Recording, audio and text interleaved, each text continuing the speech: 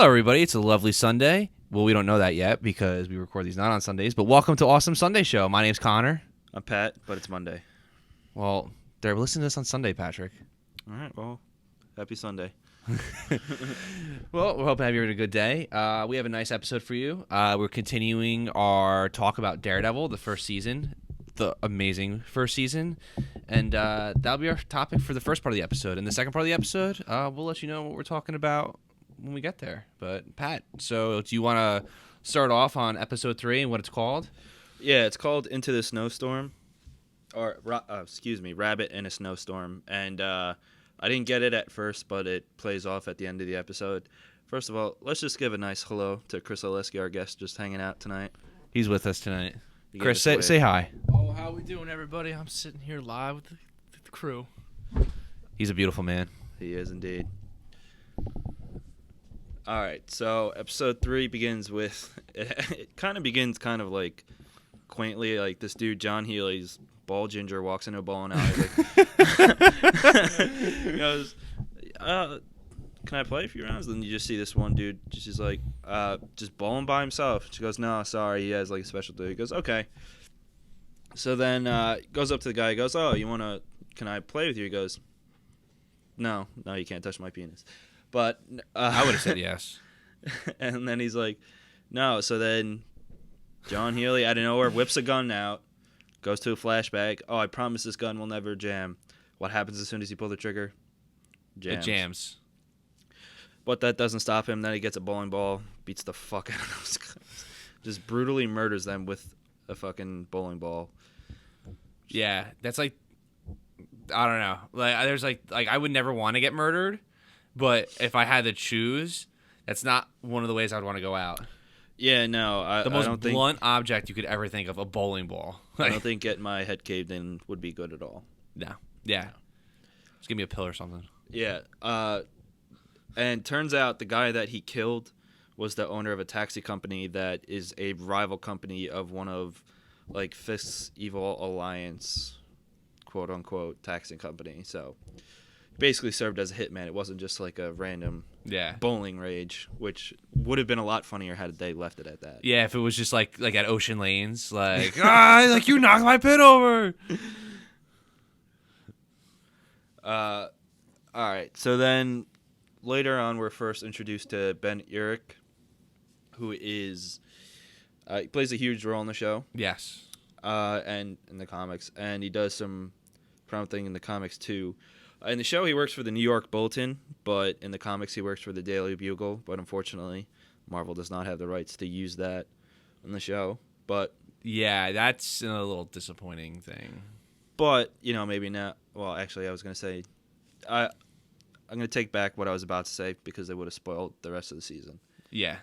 But anyway, so we meet Ben Urich, and I really feel bad for the guy. Great character, but first see him, he's dealing with some shit with in regards to insurance, which we find out is about his wife is in like a long-term hospital thing. I think she has like Alzheimer's or something. Yeah, it's something. It's a sad situation overall on the show, and it's kind of like a commentary on like one of like American issues today, which is healthcare. Yeah, and it kind of like it does go towards one opinion, sort of, but like not too strong. It's not heavy-handed, which I like. Yeah. So I mean, because you can have your own opinions on healthcare, what to do, and stuff like that, but like, that doesn't really. It's not like it's not super in your face in this show, right. And like it still builds the drama. It still builds the like the connection to the character, and it's well done, very well done, and like I mean like I never cried before in my life ever. I just don't cry. It's not true, but like if I did, like it would have become pretty close in those scenes. Yeah, dude, that was really brutal when he first sees her, and at first you don't know what's wrong with her. She's so happy to see him. He's ecstatic, and then they're talking, and then you find out basically she has Alzheimer's or something of the sort. Yeah. And you could tell his heart just broke at that time. But getting to the health commentary, there's one thing that the hospital administrator says when he's trying to get like an extension on her stay. Mm-hmm. She goes, I got this whole mess going on because one of my top nurses, night nurse, aka Claire Knapple, is missing. And then we got these dumbass parents who, for whatever reason, don't want to vaccinate their kids. Yeah. That made me laugh my ass off. And it's sad why how true would that you is. not want to vaccinate your kids? Vaccinate your goddamn kids. Yeah, seriously, because I don't have children yet, but the day I do, which might be an unfortunate day, I don't want your kid sneezing on my kid. You know? Like, it's... Yeah, like, don't listen to Jim Carrey. Vaccinate your goddamn kids. Or who's that other... Jenny McCarthy. Jenny which McCarthy. is where he got it from. But Jim Carrey went on a fucking Twitter rant the other day about it. Yeah, he... I love Jim Carrey, too, but... He's nuts, dude. He's not a doctor. No. He's a very successful and funny comedian. He's not a doctor. Right. All right. So then we see Ben in his office, and he wants to write about Union Allied, which is like the biggest story of the entire season. But his editor is a real cockblock and wants him to write about colored train patterns or naming the trains after colors or something. Like stuff that like would like not sell papers, but it's something that shouldn't sell papers, but does for some reason. It's stuff that doesn't matter, and which. You can tell it really hurts his pride because they show like hanging up on the wall in his office like a couple of headlines from him in like major articles, including one about the Battle of New York. Yes, which he wrote, which is another reference to the Avengers. But like you could tell, it just hurts his pride to have to write about bullshit like this. Well, yeah, I mean, like, and that just speaks to like a lot of men. I mean, some men that I've known in my life, like, you know, they've done great things. And especially just speaking from a guy's perspective, like we tend to have big egos for stuff we accomplish that requires a lot of work, Yeah. And I mean, I'm like that with little things. Like if I mow the lawn, I find a dead patch of grass, I get really pissed off. My ego's hurt. I can't imagine what this guy fucking feels. He's like this like hotshot reporter. Yeah. And not only can he not write about what he needs to write about, and his pride's getting shit on by that, but then he can't help his wife. Yeah. He's struggling to keep her in care, and like that's one of the things that one of Ben Urk's arcs throughout the season is trying to like stand up for himself and get done what he knows he has to get done, wants to get done. Yes. So the next major thing that happens this episode is Wesley meets Matt and Foggy for the first time. Mm-hmm. And that shows that Fisk knows about them, and he already investigates them. When Wesley meets them, he's like naming off where they went to school, like the job offer they turned down and everything. So while Fisk isn't mentioned yet, Wesley says his employer, which take a shot for every time he says that in an episode. I mean, I feel like we should do that one day. Like, just try. Like before the next episode, let's do it. Yeah, like I think and you know what? That's what we'll try to do. Well, actually, no, we we'll let you know if we can make it through the episode with how many shots we have to take for that. Like we're both pretty busy this week, so next week we'll try to do it. If we can make it through an entire episode, we have to decide which kind of shot we're taking, though. Alive, yeah.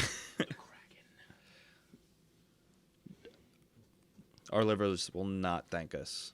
Yeah. After that, Chris just suggested the Kraken, and I love Kraken. It's 94 proof, bro. Let's go like 70 proof just to help us out a little bit, like a little like Captain Morgan or something. Let's start off with like shots of Bud Light or something. Ew. All right. So then the reason Wesley comes to them is because he wants to keep them on retainer for when his employer needs them to represent someone. Shot.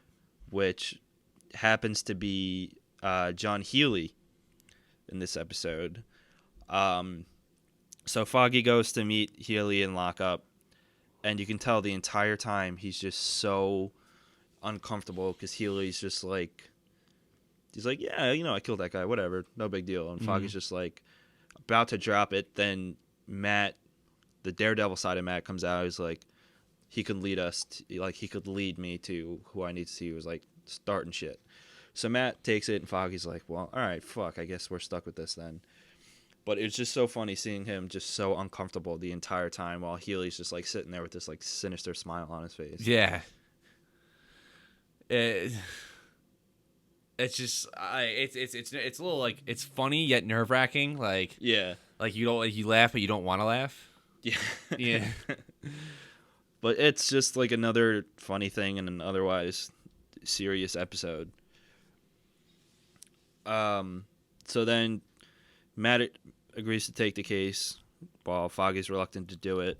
So then we see them in court, and Matt's listening around after the prosecutors he hears Wesley come in, remembering him by the sound of the ticking of his watch. Mm-hmm.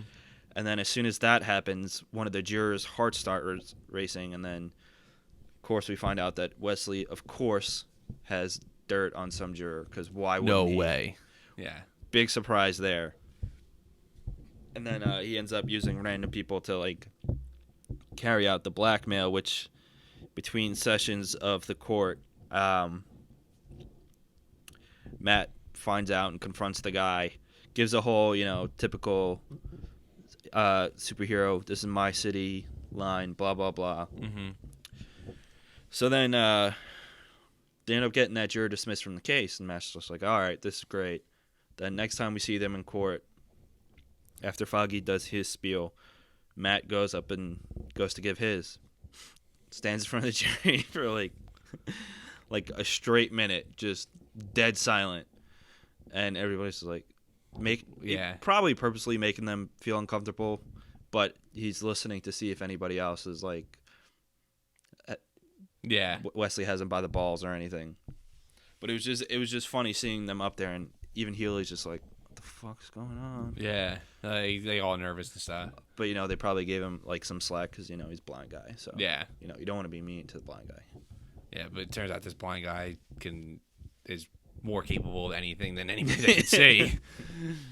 Yeah, and then throughout the show, like Wesley, it just proves again that Wesley, like I've said it before, he's such a piece of shit, but he's such a good character. Yeah, I know. It's just like you love to hate him. Yeah.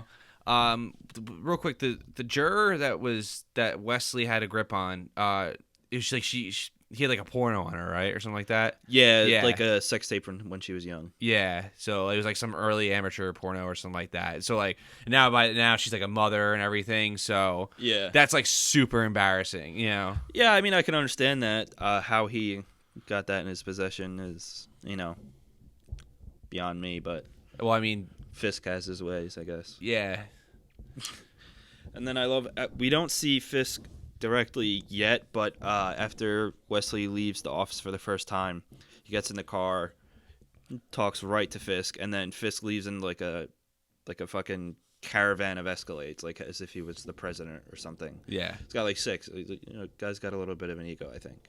Nobody even knows who he really is, and he's but he drives around 6 Escalades. Yeah, not suspicious at all. I'm pretty sure they're all like black Escalades too. Like total. It's like you. Like all one color, like all it's like just the most sinister looking thing. Like you could be like it would actually be less suspicious if they are all like different shades of red or pink or something like that. Yeah, just paint them all neon green and nobody would like. No one would bat an eye. Like, oh, there's definitely something sketchy going on there. Yeah, it's like that guy must be pretty cool. It must be like a street racer or something. I don't know, like something stupid. Maybe it's a parade today or something. I don't know. Yeah, that's right. I mean, it's New York. There's parades every day for something. It's like chicken wing parade day or something. I don't know. Today is actually National Fried Chicken Day, the day we're recording. Really? It is. And I did not have any fried chicken today. That's pretty... No, I didn't have any fried chicken either. It's disappointing, Yeah. Sorry, I had to say something off mic. Oh, gosh. So then later on, we see Leyland, who I found out this guy's name. He's the one who handles the accounts for Union Allied. He's that older guy who seems to be in just about everything. Yes. So him and Wesley are traveling in one of Fisk's motorcades without Fisk, who turns out he's indisposed, which is like usually when somebody says that person's usually taking a shit. Yeah. And but when Leyland asks why, he goes, because of art. And Leyland's like, who the fuck is art? Like, why the fuck isn't he here? I don't give a shit about art. Let's go for this. And, but the Fisk and art, at the end of the episode kind of starts off like a huge, well, not a huge arc, but like sets off like the beginning of our learning of Fisk and about his background, his life, introduces, like a pretty prominent character in the show and the comics and stuff. So while it just seems like a goofy one-off line, it pays off later. So then we get back to court. I know. I mean, you said everything there. Like, I had nothing to say. And then so that one juror who has the porno gets relieved, and then finally, like, court resumes for the jury to decide like if they made a decision or not. Then Wesley strolls back on in. There you go. Taking of his watch. Then you hear another person's heart racing. And of course, he has another person, by the balls with dirt on him. This time it's an old lady. Like, what the hell could he have on an old lady? I don't know, man. I mean, old people, they might have a lot of skeletons in their closet, man. Like... Literally. Well, yeah. They're like, what?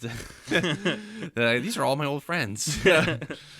Or maybe, like, she's a crazy cat lady and she just has, like, dozens and dozens of cats in there. Oh, ew. Did you ever see, like, those hoarder shows where they keep a bunch of animals? Yeah, That's probably the dirt. She had them. She's probably on HGTV or whatever the hell that shit's on. TLC. Yeah. She's definitely on there. That's like the dirt he has. It's on national television. Yeah. But no one watches TLC that, like, cares, so... So then the jury doesn't come up with the decision. Matt gets really nervous. Healy's just like, oh, he gave a great speech, blah, blah, blah. But I think while he acts nervous at first because he doesn't want this guy on the streets, he's still happy because now he, as the Man in Black, can confront him and find out what he needs to know. Which, surprise, surprise, that's what happens. And it's just like... Matt and Healy get into a fight, and it's just another great choreographed fight. Yeah. Like, every single fight scene in this show is just so well done. It's just like... It kind of stops being surprising, but stays awesome. Yeah. You know what? It's like something that... It's great to see something that you've, like... We've seen, like, every time I turn on television and I flip through channels, there's always someone fighting each other. You see fight scenes all the time, every movie. So it's nice to feel surprised. Yeah. Still, even though you're not really surprised. Mm-hmm. Like, it's kind of like the feeling you get on your birthday. Something's gonna happen. Like, it's gonna be this. It's the same thing every year, but you're still surprised by, like, what you get. And that's how I feel about the episodes of the show, but especially not even just to the drama, and not even just to the fight scenes, but just by the characters as well.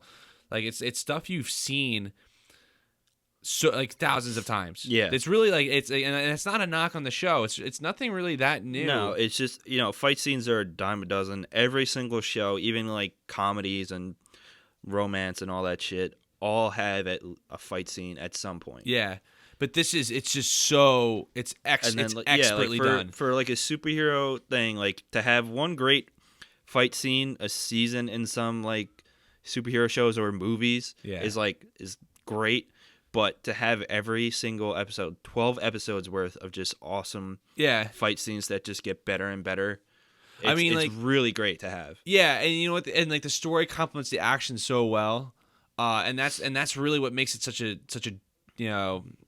it makes it such a treat to watch the show. Yeah. I mean, like, even that crappy movie, Green Lantern movie with Ryan Reynolds, the movie's terrible, but the fight scenes are still cool. It's still cool to see that stuff. You're like, all right, well, this movie sucks, but oh wow, he can do a lot with his powers. That's actually pretty sweet. Yeah. So it's just now the action in the show is much better than that, and there's a great story around it as well. It makes you like the action much more. It makes you it drives the story forward in a very positive way. Yeah, and it's good to see for, like, a hero who has no, like, actual superpowers, other than his senses. Like, he's got to have, especially one who can't see. Like, to have something like that just, like, makes up for everything that it's lacking. But yeah, it's you know what? I'm glad that the producers and directors of the show were such huge fans of Old Boy and the Raid movies. Yes. Because it paid off so well for us. Yeah, and you know what? It's just like, and those movies, especially Old Boy, like, well, the Raid is a little better fight scene wise, but Yeah. story wise, I think Old Boy's maybe a little better. I don't know. Well, the Raid 2 was really good, but Yeah. getting back to my point, they took inspiration from movies like that, and I think they did it better. Yeah. You know. Because they learned from it. They took what was best about them, and then they applied it to the situation they have instead of just like forcing it, making it seem like pointless, just there to have it. It's not nonsensical. Yes. It has purpose, and it is just so well done. It's great to see. 'Cause like even in some of the Marvel movies, there are some fight scenes that are just like crap. Yeah. And like it's you can't have a perfect fight scene every time. But like with a character who Iron Man has some of the worst fight scenes. If you really think about it. And those and like the first movie, which is awesome. That last fight scene was kind of like, or it's not even really a fight scene. It's just like it's like a grand conclusion. It's like not that good. Like going back and watching it, like it's more entertaining than it is exhilarating. Yeah, and you know what? Like the reason I think that there's so many like actual like choreographed and full on fight scenes is because Daredevil only has, as of right now, he has his hands and then random weapons in the environment that he can grab his hands on because he doesn't have like his batons yet or anything. Yeah. So it's really important, and every person he fights apparently is just like an awesome fighter. Well, yeah, I mean that's what makes it that's what makes it exciting, you know. So in this fight, Matt finally gets Healy down on the ground and trying to get like who he works for, his employer's name. Who does number 2 work for? And one thing I really liked is, as brutal as it was, when he wasn't giving up the answer to Matt took a glass shard and just fucking stuck it right in his chest. And like he did that a couple times, and he even like put a cut in the guy's neck, like right above his artery, like threatening him, scaring him. Yeah, scaring him definitely. And you know what? I like it because it shows that he's not afraid to go to extreme limits when he needs to. And you know, you can't always have restraint, and I'm glad that he doesn't always like operate with restraint. Yeah. Well, I mean that's just human though too. Like you can only put up with so much, and that's the one thing I kind of feel like Daredevil has over other vigilante, like dark shows or like superheroes like Batman. Like for example, as much as like I love Batman always has a sense of restraint, and he does always stop like the step before something gets like. Granted, that's awesome about Batman. Like that's not a knock against Batman. I like that as a character because it's especially with like you get villains like the Joker who like try to like I'm gonna push you past that limit, and yet Batman still never breaks, depending on what you're reading. But Daredevil will break sometimes. He won't kill, but he's like I don't care. It's more human, and that's why, especially for a television show this, it works much better. Yeah. And then. As he's questioning Healy, one thing I noticed, or at least it made me think of it, he goes, what's his name? Except he says it in the Christian Bale Batman voice. Yeah. He's basically, where's Rachel? Yeah. He goes, what's his name? Do I look like a cop? I'm not wearing hockey pads. So I liked how, whether intentional or unintentional, I thought it was really funny, and then you could have just seen, Katie Holmes or Maggie Gyllenhaal pop out. Oh, wrong series. Yeah, over here. So then finally, Healy gives him a name. Then he starts bugging out, and then like he had to force Fisk's name out of him like so much that it's basically as if people are treating Fisk as if he's Voldemort. Like they're so afraid to say his name. Yeah. It's like they might as well it's almost like they might as well have been like you ever see that movie? It's a horrible movie, but The Village by M. Night Shyamalan. Yes. Oh my God. It's like those we do not speak of. Like, Yeah. and it's like you speak about them a lot. Yeah. Those we do not speak of. Just because you don't say their name directly. Yeah, you're still acknowledging and like them. they do that in the show, but they just say like we don't say his name. Like they acknowledge it in a way like we talk about him a lot, but we're just not going to say his name. So it builds up the anxiety for the characters, the other characters that work for him, and believable. Because it really and it gives power behind Wilson Fisk, whoever he is. It really shows that he just has such control and such power over everybody, and instills such fear that like you utter his name, you're gonna do what Healy does and shoves his head right onto a metal fucking spike. Because he'd rather that than have Fisk find out that he said his name. Yeah, because I mean, whatever. Because the guy's probably thinking like, okay, I'm thinking of like family that are still alive. He's gonna destroy. Oh yeah, he says that. But like, instead of getting the hell out of here, there's a Mesty Ruddle shard, metal shard. Yeah. Let me just slam my fucking eye through it. No big deal. That's quite a way to kill yourself. Yeah. Instead of just shooting yourself in the head. I know it's just like. That's how much fear he had, though. Yeah, it's crazy. Yeah, I mean, I think it's physically, it has to be physically impossible to do something like that. Like, there's no way I could just like. No, he fucking swung himself so hard on that it went out the back of his skull. Not just like. But I'm just saying, like, wouldn't you naturally stop yourself? Like, it's like how like you can't that theory like you can't drown yourself. Yeah. I don't know if that's true, but I mean, I think there's some validity to that because like whenever when I was little, I'd be like, let's see who can hold our breath. Because the fear would kick in, and then you would. Yeah. But I guess the fear was just so overpowering. But it's quite a power to have if some guy's willing to do you're that scared after saying his name. And then finally at the end we see Fisk, and we see the white painting, which the episode gets its name from. With the I guess she's an art dealer or I forget the name of the actual job. There is a job title that I can't remember right now, but basically she curates the art gallery and sells the paintings, and she becomes a major character in the show, and she also is in the comics, but her first introduction is through the art gallery. Mm-hmm.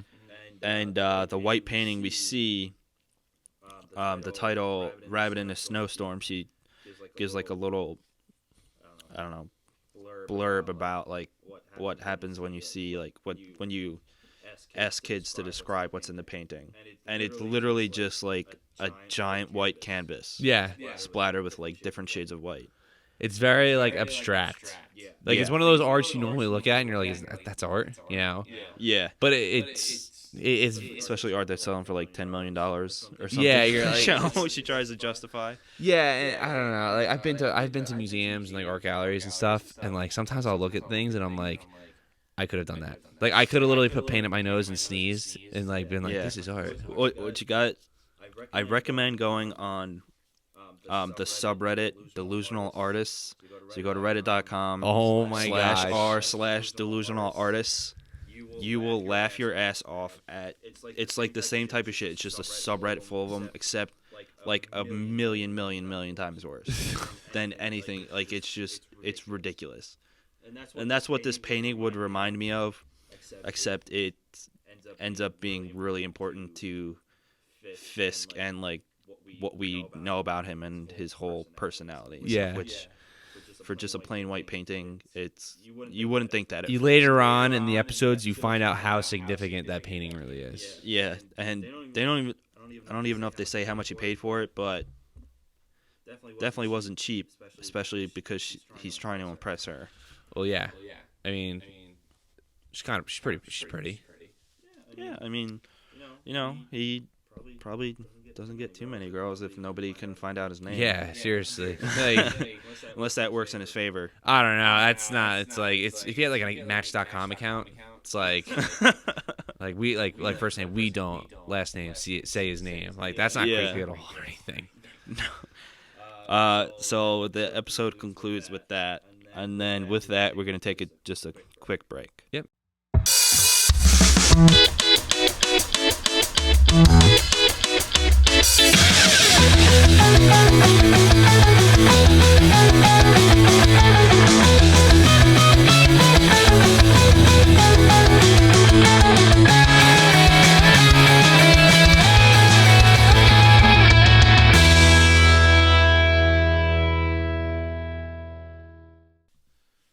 All right, guys, we're back. For this next half of the podcast, I'm going to talk about. We're going to do like a little comparison between DC and Marvel. Just in terms, like the first thing we're going to do is name two characters from Marvel and DC each who you think have the best villains. All right. When it comes to Marvel, I think XMen and SpiderMan have the best villains. Mm-hmm. They go down the list as either being very serious, very dark and brooding, but also being very comical and very lighthearted and entertaining. And some just provide like just a lot of like story. Yeah, And like the plot and character development. and also too, it really shows how a character can evolve to something silly into something great, like in Spider-Man. A particular villain that comes to mind that really hasn't had like a great live action. There actually has had no live action portrayal whatsoever. Is the Vulture? Yeah, it's true. Well, he was almost in Spider-Man 3. Almost. And then that atrocity happened. Yes. I feel like we've talked about like with each episode we've recorded, we always mention at least one atrocity, like a comic movie. But you know what? That's just the business. That's how it is. Yeah, but Spider-Man 3 I think was probably the biggest letdown. I think overall, yeah, it's the biggest letdown. Me personally, though, I think Green Lantern was the biggest letdown. Yeah, Just for me though. It's fair, but I mean like coming off Spider-Man 2, I think Yeah, because Spider-Man 2 is one of the best comic book movies ever made. of all time. I don't know. I still think Superman won. All right. Okay, so I don't know. Either that or Captain America 2. yeah, that was. Yeah.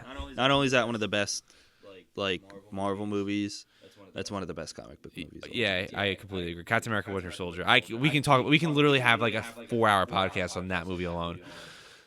Maybe we'll do a future episode on that. Yeah. Not 4 hours, but maybe. We won't bore you like that. But no, yeah. So I guess X-Men, Spider-Man, definitely. I think out of the Marvel universe has the best villains. DC.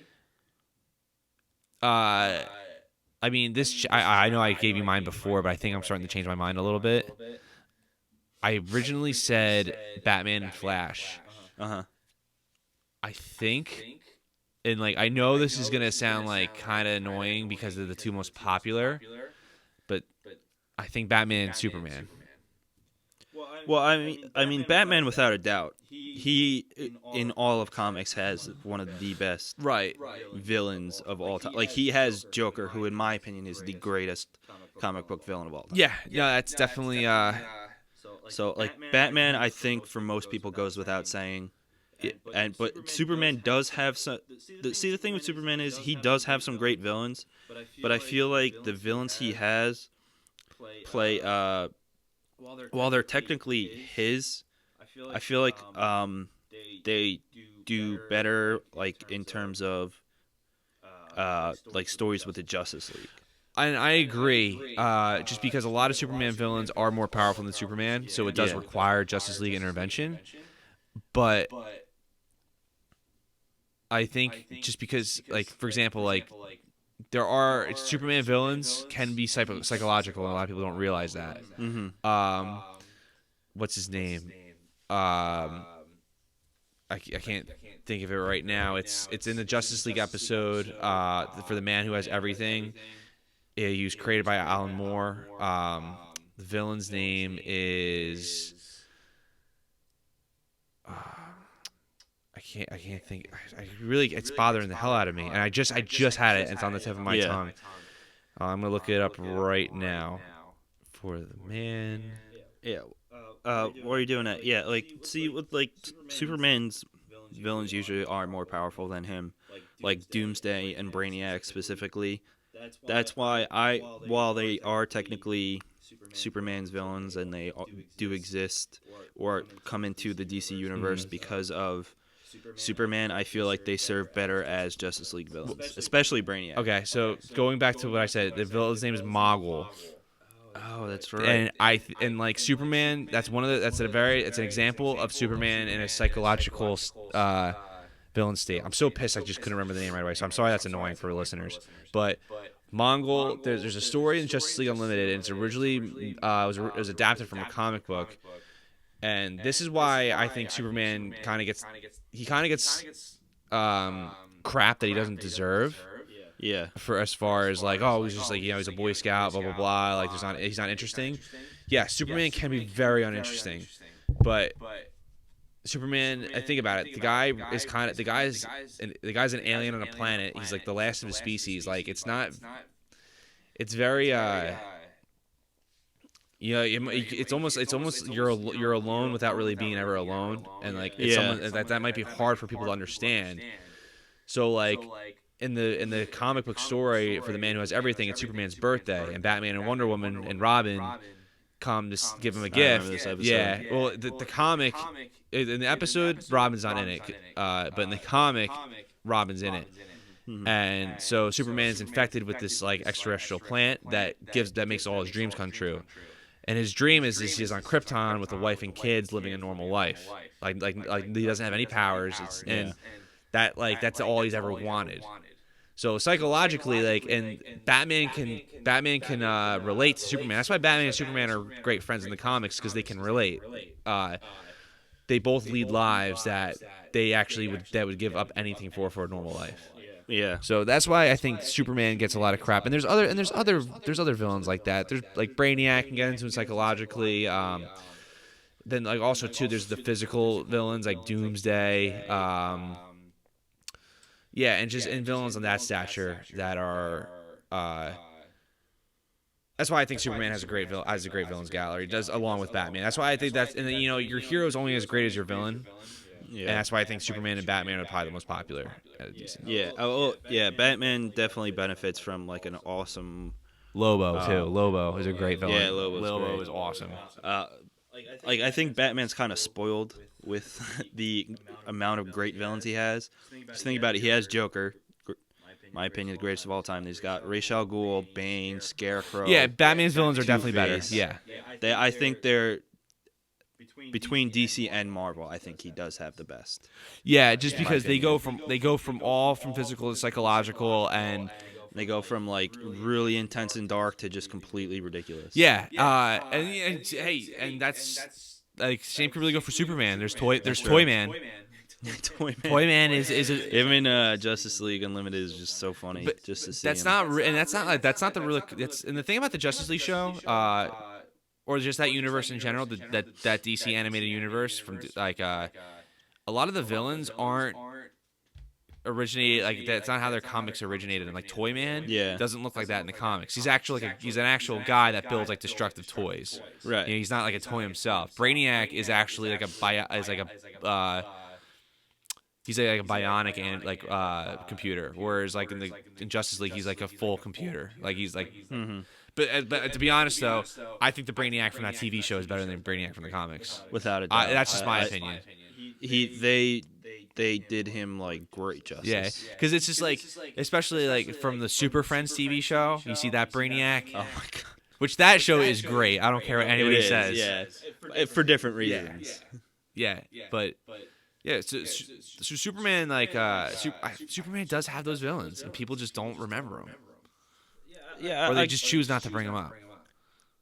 I guess I guess people don't put them consider them the same way that you just explained, which I personally don't. Like I said, I consider his villains more to fit the entire Justice League, not just Superman. Yeah, but to me, like that might be a negative not negative, but like that might be a reason for Superman not to be high up on your list. But for me, it is because it's like his villains are so dangerous that it requires help. That's good. Yeah, that's probably the best way to look at it. Yeah, that's how I look at it. But I mean, with Superman needs that. Otherwise, like a lot of people do find Superman boring. I don't think he's boring, but I prefer him in the context of Justice League over his individual stories. Not all the time, but like for a large percentage of the time. And that could be why people don't like hold his rogues gallery into such like same level as like Batman villains. Right. It's just, but then again, this is just my opinion. I completely understand. I would never say someone's wrong for thinking like Batman's villain, or I'm sorry, Superman's villains are not as high a stature. But I grew up loving Superman, so it's kind of you love what you know. That's true. Yeah, like the four characters I would name with the best villains are definitely Batman and SpiderMan. And then the Flash and XMen also. Yeah. Like the Flash. Flash has great villains. He does. Reverse Flash and Professor Zoom. There's two of them that kind of go back and forth between the names. They both have the Speed Force, right? Negative Speed Force. Okay. Yeah, they both tap into the negative Speed Force, which, like they only are able to do is because Eobard Thawne from the 25th century figures it out because he's a super genius, blah, blah, blah. And then Hunter Zolomon ends up learning about the negative speed force from, I could be wrong about this, but I'm pretty sure from Eobard Thawne at some point because they both end up cursing Flash. But regardless, Verse Flash, Professor Zoom are one of /2, whatever, however you want to consider it. Some of my favorite villains. Yeah, and rightfully so. Those villains are awesome. Yeah, I mean, he's just the way he fucks with Barry Allen and Wally West is just like, it's gold. It's so funny because like he originally does it because Eobard to Barry is because he ends up hating Barry because Barry like basically doesn't like he worships Barry, and then like basically he doesn't think Barry would view him the same way. So then he tries to be like Barry as much as he can, and then he realizes he can't. So then he does his best to torture Barry Allen. He even goes back, 4 centuries into the past just to torture him, and it's led to some great things. Like my favorite Flash. It's a crossover event, but it's Flash centered. Is Flashpoint? Yeah. Which is absolutely amazing. I think the Reverse Flash shines in that. Yeah, that's definitely beyond a reasonable doubt. Like, it's awesome. So then, like, and his, like usually you call your superheroes enemies the Rogues Gallery, but the Flash has a group of villains literally named the Rogues. Yeah. So it's kind of like it's not just. They being redundant. That's just what it is, and it works. Yeah, it's like it's if we started a supervillain group led by Chris Oleski called the Villains, people are like, the sexy villains or something stupid. Like people would be like, that's dumb because it is, but not because Chris is the leader. It's because of the name. He is sexy. Because it's the name, but. Somehow, it's just one of those things. It's weird that it works, but it works. Yeah, and you know what? The Rogues are a great group of villains. I think that's what it comes down to, is that they are. Yeah, like if they sucked, it would just be so stupid. But it's because they're great, like especially like Captain Cold and Mirror Master. Oh yeah, like they just make it work so well. Captain Cold's another villain that I feel like has evolved positively. I think like he gets more powerful, especially in the New 52 comics. Yeah, because now he has actual powers instead of just like weapons. He's an actual like Cyromancer or Chiroman, or I don't know how to pronounce it, but he's basically Sub-Zero. Yeah, basically just not a ninja. Yeah, but I think Captain Cold's great. And the Rogues in general, and then I really love Gorilla Grodd. And that's a speaking of like villains being so big that they're Justice League villains. That's another one is Gorilla Grodd. Yeah, that's true because he's featured in like the Legion of Doom a lot too. Plus he's a giant gorilla with telepathic powers. That's true. Like that's just From Gorilla City. from Gorilla City, which is crazy. Yeah. Think about it. But yeah, he's huge, and like I didn't expect to and he was awesome in like the Justice League movies and TV shows too. I love them. Justice League Unlimited. I mean, as you couldn't tell, that's one of my favorite cartoons of all time. It's wonderful. It really is. It's on Netflix, so check it out if you haven't already. And if you have watched it before, watch it again. All right, and if there's one episode, you could watch, if you're like, well, I don't know, I'm like, there's like, give the episode Patriot Act. That's my favorite episode of that whole of Justice League and Justice League Unlimited. It's the one where the general takes the serum and he becomes like the giant Hulk. Oh right. Yeah, and it's like all the heroes without powers have to fight the villain with the most superpowers, pretty much. Yeah, and it's just a great episode. Yeah, you know what, that's a good episode too, because like in terms of the Justice League, like you think about it, like the founding members, Batman, Superman, Wonder Woman, Cyborg, Green Lantern. Like Batman is the only one of those without powers. Mm-hmm. But he's so brilliant and has such awesome gadgets, he basically has powers. But to see like the other members of the Justice League who don't have powers like get a bigger role in an episode was really good. Especially Green Arrow.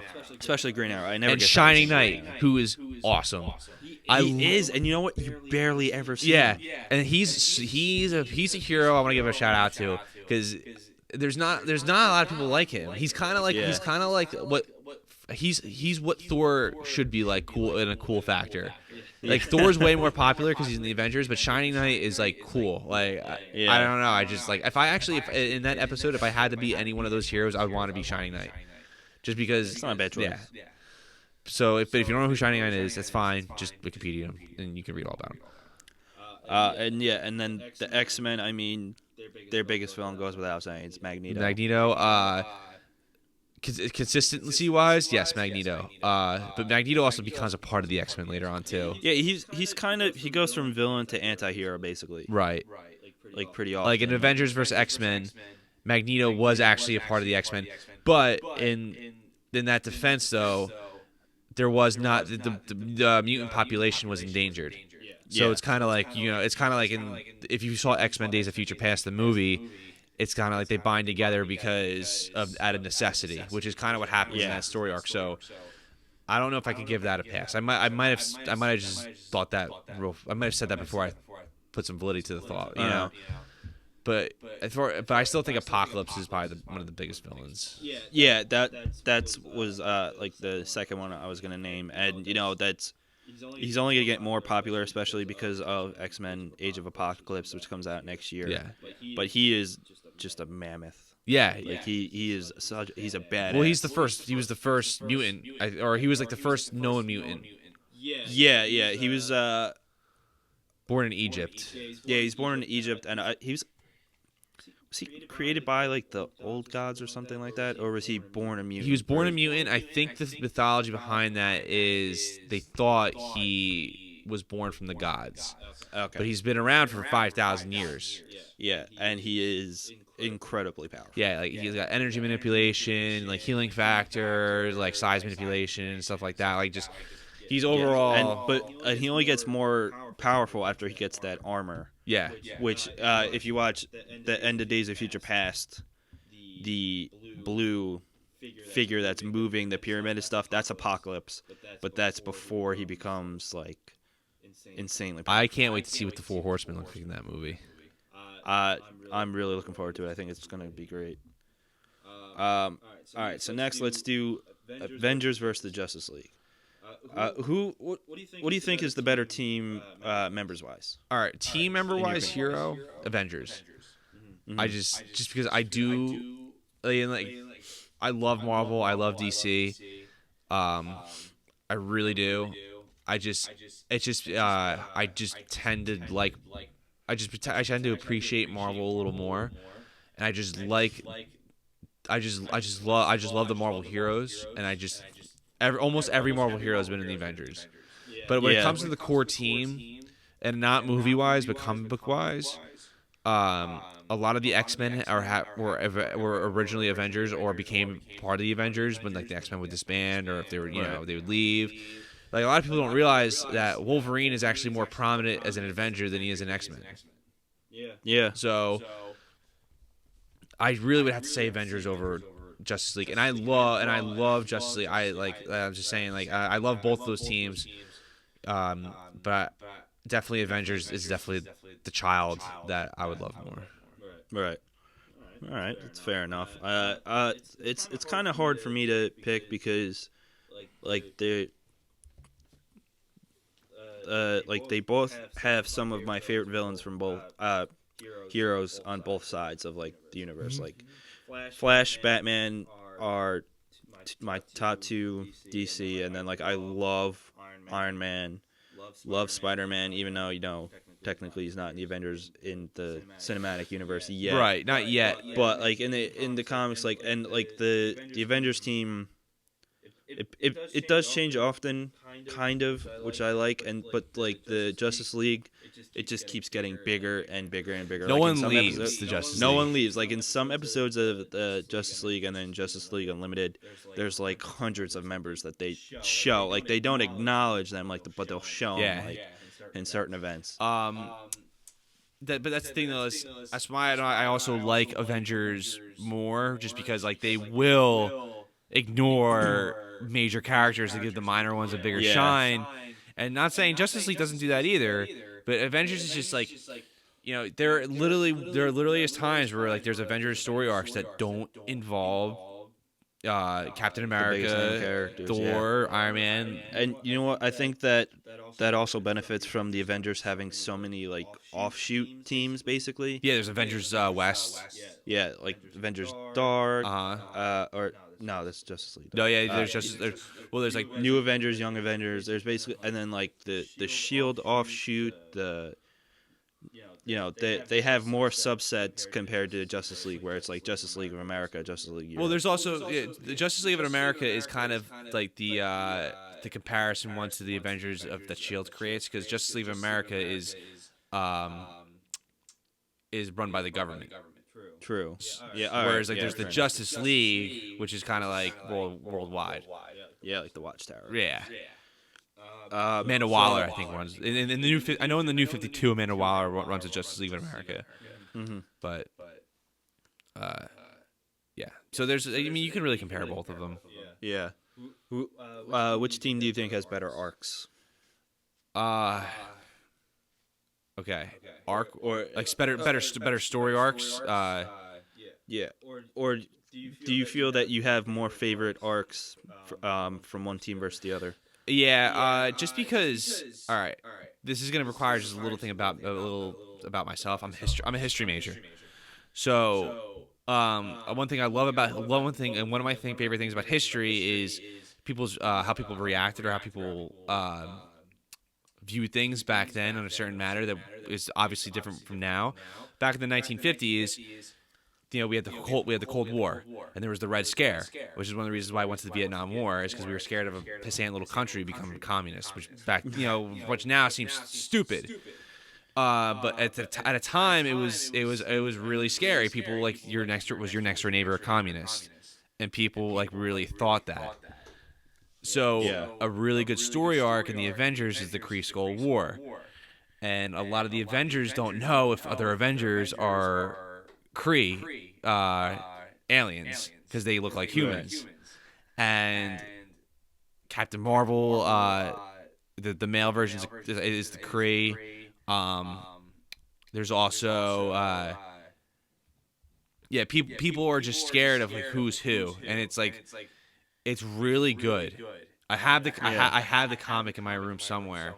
I have the hardcover of it, and it's an allegory for what was happening in America. I mean, again, this is written years later, but I'm 24, so I don't really care. But it's just like reading actual history and then reading that. It's a reflection of the times, and I think that's just a testament to how great of a writer Stan Lee was. That's true. Yeah, he's a genius. So and like that's just one story arc, but And not saying Justice League does it either. It doesn't do it either, but I think Marvel just has a better history of capturing the times and capturing. It's weird, but Marvel will capture the times that they're in very well, and that makes their stories timeless. And I think that applies to the Avengers. So I think the Avengers story arcs are better. Not saying, and again, Justice League has some of the best stuff you'll ever read, story arc wise. But I just like the Avengers more. Right, it's fair. Yeah, I mean, you have one overarching one that kind of tips it in your favor. But I don't really have one specific. There are some that I like better from one to the other, but nothing like as prominent, I guess. That was a little intense to me as that is. Yeah. All right. So, I was gonna say better enemies, but I kind of gonna guess you're gonna say Avengers. No, I think DC. I think Justice League actually has the better enemies. That's the one. That's fair. Yeah, I just. I mean, the Justice League does have some awesome villains, especially like the Legion of Doom itself. Yeah, the Legion of Doom itself is just a gallery of amazing villains, and like there's Darkseid and Thanos, which people like to compare. I think Darkseid is so much cooler than Thanos, and again, Thanos is badass. Yeah. The Darkseid is just like fucking awesome. Yeah. You can't deny that. Yeah. And then like the other biggest Avengers villain, well, right now basically because the movie just came out, is Ultron. Would you rank him that high up in terms of Avenger? Like, other than like, Oh, I think Brainiac's cooler than Ultron. If you're comparing those two. No. I wasn't gonna compare. I was like, all right, the Avengers top 3 villains versus Justice League's top 3. Oh, Justice League's top 3 villains. Like, it's a landslide. At least in my eyes, it's a landslide victory.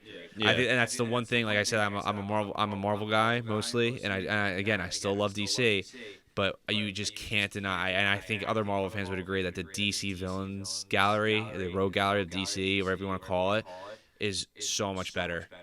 You know, and that's it. And Marvel has some excellent villains, but the DC villains are just great. I could literally read so many comics just on DC villains, and it applies to the Justice League. Yeah, and you know what? The Justice League definitely benefits from that, especially their animated universe. Yeah.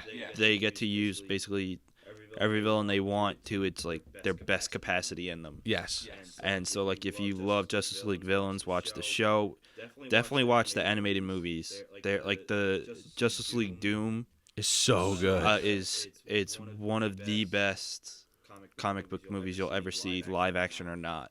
And then it Throne of Atlantis and like Submariner and fucking Black Manta. You wouldn't think like a lot of people don't give Aquaman the credit he kind of deserves. Aquaman is the most powerful underrated superhero of all time. I would say after the Flash.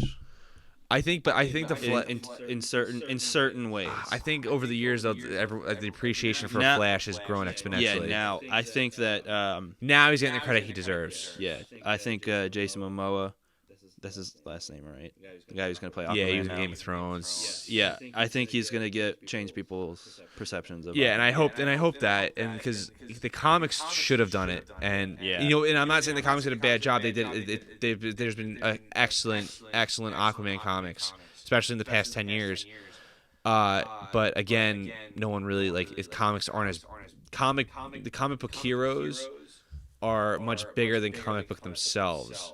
Yeah, so that tends to be, which is unfortunate.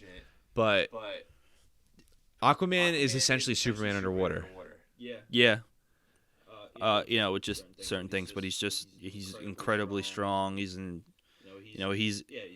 Superman of. Like if Superman was underwater, Aquaman, I feel like Aquaman would win. Like Tuna's the chicken of the sea, Aquaman is the Superman of the sea. That's the best analogy you can ever. That's literally it. That's great. I feel like I just channeled my inner that was to get that awesome. Only our friends would really get that. Yeah, and Pat, that was awesome. That was definitely a Connor analogy, and that just came to me, and I'm so impressed. I'm smiling right now, ear to ear. I'm very proud of it. Yeah, Justice League Throne of Atlantis puts Aquaman's two best villains into great light and does them. I think like it does it very well, and it shows like how awesome Aquaman is, and that's one of the benefits I think of like DC's animated universe is they get to highlight the best parts of each hero and villain. So I think that certain characters benefit from there. So I think that especially the Justice League enemies get better, like more better attention and care for the display that they deserve. You know what it is? Through that, DC villains are like wine; they really just get better with age, and it takes a lot of times at Marvel. It takes a lot of revamping for them to finally for villains to kind of evolve a little bit. Whereas like DC can sit on a villain for a long time, and it'll ferment into something really good that starts off from goofy. I mean, if you think about it, Captain Cold is like a goofy villain. Yeah. He's not a goofy villain himself, but it's like goofy looking. And then he naturally goofy name. Yeah, he doesn't really. He's never like revamped, but like he kind of evolves into this badass villain, and like it just obviously didn't naturally happen. There's writers, but they made it feel like it naturally happened. He definitely has gotten better over the years, and I think that with like the New 52, the quality of the writing for him has improved. He's improved as a villain. And then on the Flash TV show, he's one of the biggest. I mean, he's featured a lot, and he's portrayed really, really well, and is shown how smart and like innovative he is, and how like I don't know. I kind of consider him the leader of the Rogues. Yeah, I don't know if you would agree with that or not. That's kind of like who it's almost it's essentially a question. It's like, well, he could be. It's like Lex Luthor could be like the leader of the Legion of Doom, but it could also be like Gorilla Grodd, you know. Yeah, true. But yeah, I mean, that's why I think we're both completely on the same page with that. Yeah, the DC villains is just like they're so good. They are. They're really like just incredible. And like there's nothing else you can say. Yeah, it's just they have the best villains. Yeah, they do, and it's just and like that. I mean, I know like it was like, all right, like which DC superheroes has better ones, but like it's kind of like I think the question kind of answers itself just by talking to the universe in general, because now comic books are so integrated story wise that one villain doesn't apply to one hero anymore. Yeah, if a lot of the villain, like the heroes, like outside of the team ups, like they basically trade villains on and off, and that makes it. And it's a nice dynamic too. Yeah, and it gets heroes to work together, blah blah blah. But yeah, no, that was a great question. I mean, I could go about on this for like 2 hours, but I mean, obviously we have a show to run. All right, so my last question, if you had to make a combined team with 4 members from Justice League and 4 members from the Avengers into one 8-person team, who would you pick? All right, 4 members from Marvel. It would be Wolverine, SpiderMan, Captain America, and Captain America, and I would have Beast, because Beast is also a prominent Avenger too. And then it doesn't have to be in terms of prominence, just like if you had to make the perfect. I mean, it wouldn't be the most powerful, but it would be what I would want to read. Yeah, so, that's your okay. So yeah, Wolverine, Beast, Spider-Man, Captain America, and then DC wise, Batman, Superman. I would have Flash and Green Lantern. Yeah, for DC, I would definitely have Batman without a doubt. I would put in Cyborg. Yeah, you know, I had a mental battle between Cyborg and Green Lantern, but I just chose Green Lantern. But the Jon Stewart Green Lantern. Oh, absolutely. Jon Stewart Green Lantern is the best Green Lantern. I don't care if Kyle Rayner is the top Lantern, you know, the most powerful Lantern, the White Lantern, whatever. Jon Stewart is the best. Kyle Rayner's like his own guy. Like he doesn't. He's his own Lantern force. Yeah, basically. exactly. Like Jon Stewart that's the Green Lantern I want. Yeah, but like that's why I love the Justice League show so much because it's Jon Stewart. Yeah, he's in like Nothing against Hal Jordan or any other. Yeah, or Lanterns, like the 8, like yeah. But that's why I really want Jon Stewart for the DC cinematic. Universe. I mean, and I feel like with comic book movies, you don't have to go with the original hero. I mean, like true. think about it with the Ant-Man, it's not Dr. Pym. He's going to be in it, but he's not going to be the hero for the thing. So that could be. Who knows? The rumor is that we might see both Hal Jordan and Jon Stewart, but as long as Jon Stewart's in, I'll be happy. He can literally say hello and then run away. And you know what? Marvel, just do us a solid. Let Idris Elba be Jon Stewart also. Yeah. Just let him be in both. That's all you gotta do. Yeah. Let Joss Whedon direct the DC movie. I think that'd be great. He says he wants to. He said he wants it as if there's not a no compete clause. I think he'll be fine. Yeah. Because he wants to do a Wonder Woman movie really bad, and that'd be. He was originally going to do one, and I think it would have been great. That would have been that would have been awesome. I would love to see a great Wonder Woman movie. Yeah. Without a doubt. Actually, I'm gonna take out. Shit! I don't want to take out any of my. If it was 5, if it was 5 and 5, I would have Wonder Woman. Okay. See, I would do Batman, Cyborg, Lantern, preferably Jon Stewart. Yeah. But Hal Jordan and Kyle Rayner are both great in their own right. Without I'm not denying that. And but I think that having a Lantern on the team would be important because Lanterns are super powerful.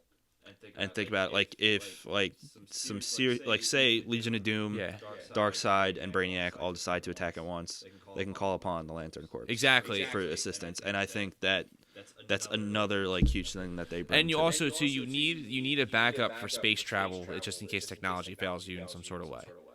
And literally how many times has this Justice League ship blown up and it's oh, just get my ring, that saved their asses.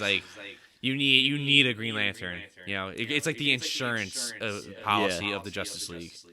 And you know what? The Lanterns their powers are great because they really are very versatile. Mm-hmm.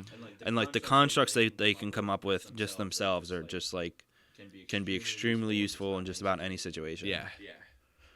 So I would definitely suggest a Lantern on the team. And I'm kind of torn for the 4th member. Superman's not my favorite. He's not the worst. He's kind of crucial to have. He's super powerful, obviously. So I'd kind of do a rotation between Superman, Flash, and I guess Wonder Woman. I would say Manhunter, but I don't know. See, I don't think he's the most useful. He's to the team in certain situations. It depends. It depends. Martian Manhunter, in some instances, can be more powerful than Superman. Some writers write him like that. Yeah, it depends on how he's written. Yeah, I think in the New 52 he's more powerful. I don't know that though. So, according to Mike Sands, if you're listening to this, the new Martian Manhunter reboot is awesome. All right. So it could be that the newest one because I don't think that's New 52. Whatever, maybe it's just the newest. Yeah. One. I don't know.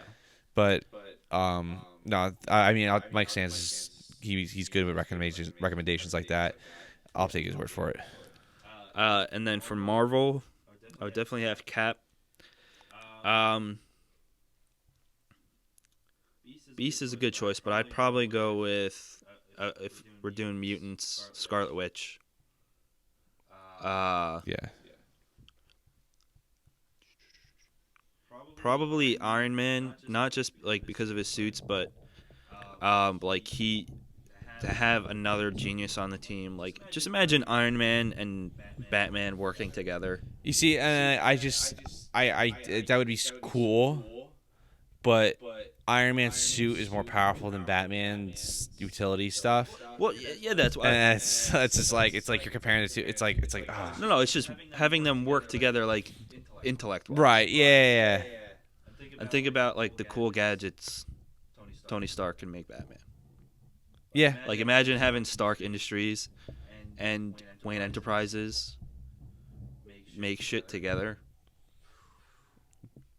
That's literally wouldn't stand a like chance. Microsoft and Apple making a computer together. Nothing else would stand a chance. And then to round it out, I came up with this question, but I didn't think of a fourth member of the Marvel franchise. Howard the Duck. Yes. Oh, totally. No. I would say, honestly, this is probably going to come out of left field, but I would say Nova. No, that makes sense. And you know why? Like, for the same reason as the Lanterns, because, first of all, Nova is super powerful. He's one of, like, his ratings, like, he can go, like, in certain story arcs, he can go, like, blow for blow with the Silver Surfer. He's one of the most powerful beings in, like, the comic universe, and he's extremely powerful. The Xandarian world mind, basically has infinite information that he benefits from, and then he also has the backing of the Nova Corps, just much like the Lantern Corps. Right. I mean, their powers differ, obviously, but they bring a lot of similar things to the table, and Nova is just one of my favorite characters. I prefer Richard Rider over Sam Alexander, but I wouldn't be picky. Okay. No, that's definitely a great choice. I mean, there really isn't a bad choice if you're like being serious about it, you know. Yeah. Unless you want to do all Archers, we'll do Hawkeye, and then we'll do Green Arrow, Speedy, Yeah. and Arsenal. Yeah, like just do all arch. Oh my gosh. And you know what, dude? Nothing against those characters. They're great. But characters. let's just bring in other characters from other universes too. Just get Legolas in there. That should happen. There should be an all Archer like super team from all fictional universes into like one. They whole should have comic. like Legolas, Hawkeye, and Katniss. Katniss Everdeen, and they're all archers, and then actually put Archer in there, just for Oh yes, definitely. just because his name is Archer. For some comic relief and Yeah, stuff. but give him a bow and arrow. He like doesn't know what to do with it. Like shoots himself in the foot. Like That would be awesome. yeah, Comic book writers, make that a thing. please Make my dreams come true. Make our dreams come true. That'd be wonderful. Do it for Chris Oleski 06. Yeah, he's just looking so good over there. Could you imagine how serious Legolas would be the entire time? There would be no comic relief. I feel like he would how him and Gimli like go back and forth. I feel like that would be like him and Hawkeye kind of. I could see him and Green Arrow more so, depending on like the personality that's being written for him. Yeah. I mean, comic book wise, it can really go for both actually. Yeah. Well, because if you think about it in the movie and TV show wise, like Green Arrow TV show and like Hawkeye in the Avengers movies, they're both really serious versions. Yeah, they are both super serious, but like in the comics, they both have some like really light. Yeah, Hawkeye in the comics is like, well, at least a lot of the comics like. I mean, it's like if you've ever played Marvel vs. Capcom 3, you definitely see he's just kind of like he's all full of himself. Yeah. And like the Oliver Queen Green Arrow in the comics and certain story arcs has some like just really funny interactions. And I think that go those two with Legolas and then throw in Sterling Archer in there would be goddamn wonderful. That'd be amazing. And you just have Katniss over in the corner screaming for PETA. Peter. Like she's fucking Lois Griffin. Yeah. PETA. Who wants chowder? All right. Well, I think we rambled on long enough for this. Yeah, we episode. went a little too long, but it's okay. It's when we have fun. That's what happens. Yeah. All right, guys. Thanks for listening. Thanks for Chris Oleski for being here. He's a beautiful human being. Soon, like when our friends come with us, we will have a third microphone. We're planning. Yeah, on we that. do plan on getting like guest podcasters on here or to join in. If once we get a third microphone, we could have Chris Oleski be a prominent member of the conversation. Some of our other friends or other too. people. And if you want to be on it, just let us know. Yeah, we can use people. But peace be with you, everybody.